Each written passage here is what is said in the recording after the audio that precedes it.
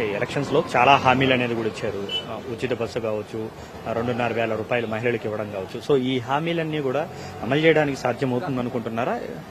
మీరు ఈ క్వశ్చన్స్ అన్ని డిఎంకే ఏడీఎంకే ఉన్నప్పుడు ఎవరు అడగలేదు. మేము వస్తున్నాం, మేము న్యూ పార్టీ కాబట్టి అందరూ అడుగుతున్నారు. డెఫినెట్లీ వాళ్ళు చేస్తున్నప్పుడు డెఫినెట్లీ మేము కూడా చేస్తాం కదా. ఏంటి మేడం తొలి సంతకం దేని మీద ఉండబోతుంది మీ అంచనా వరకు? ఎందుకంటే మహిళలంటే విజయ్ గారికి చాలా ఇష్టం. సో ఏ సంతకం తొలి సంతకం ఉండబోతుంది విజయ్ గారు? మీరే చూస్తారు. ఒక ఎమ్మెల్యేగా మీకు, ఒక మహిళగా మీకేమనిపిస్తుంది? విమెన్ సేఫ్టీ డెఫినెట్ గా చూసుకుంటారు. అది మేనిఫెస్టోలో కూడా రాసింది. నో డార్క్ స్పాట్స్ ఉండదు తమిళనాడులో. అలాంటి దగ్గర CCTV plus lot of protection అది ఇవ్వబోతున్నారు. వేలు నాచియర్ పోలీస్ పడై అది కూడా పెడుతున్నారు. So this and all unique thing. And women safety is in question. మీకే తెలుసు విమెన్ సేఫ్టీ డిఎంకే అప్పుడు ఎంత క్వశ్చన్ మార్క్ లో ఉందండి. ఇప్పుడు డెఫినెట్లీ అది చేంజ్ అవుతుంది. అందుకోసమే మహిళలు అందరూ మనకి ఓటేశారు.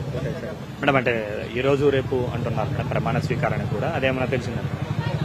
ప్రమాణ స్వీకారానికి రేపు అంటున్నారు ఇందిరాగాంధీ. రేపు కాదు, నాకు తెలిసి 2-3 days పడుతుంది. మేడం అంటే ఫైనల్ గా చెప్పండి, అంటే అందరూ కూడా ఎమ్మెల్యేలు అందరూ కూడా ఒక చోట రిసార్ట్ లో ఉండాలని చెప్పారని చెప్తున్నారు. సో ఎందుకు మేడం అలా ఏమి ఎవరు చెప్పలేదు నాకు తెలిసి.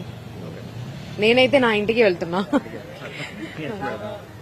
అంటే రిసార్ట్ రాజకీయాలు అలాంటివి ఏం లేవు, నేనైతే ఇంటికి వెళ్తున్నాను. సో శివకాశికి సంబంధించి చాలా కీలకమైనటువంటి సమస్యలు ఉన్నాయి, వాటన్నిటిని కూడా నేను అడ్రస్ చేస్తానంటూ కూడా ఆమె తొలిసారి గెలిచినటువంటి ఎమ్మెల్యేగా కూడా ఆమె చెప్తున్నటువంటి పరిస్థితి. మరోవైపు విజయ్ తొలి సంతకం కూడా ఉమెన్ సేఫ్టీ మీద ఉండేటువంటి అవకాశాలు ఎక్కువగా ఉంటాయి. ఉమెన్ ప్రొటెక్షన్ మీద ప్రతి నిమిషము కూడా ఎక్కడా కూడా ఇబ్బందులు కలగకుండా ఉండేందుకు కూడా ఈ నిర్ణయం తీసుకునేటువంటి అవకాశం, సంతకం చేసేటువంటి అవకాశం విజయ్ ఉంటుందని మాత్రం ఆమె అభిప్రాయం వ్యక్తం చేస్తున్నారు. 100% కార్తికేయన్ టీవీ.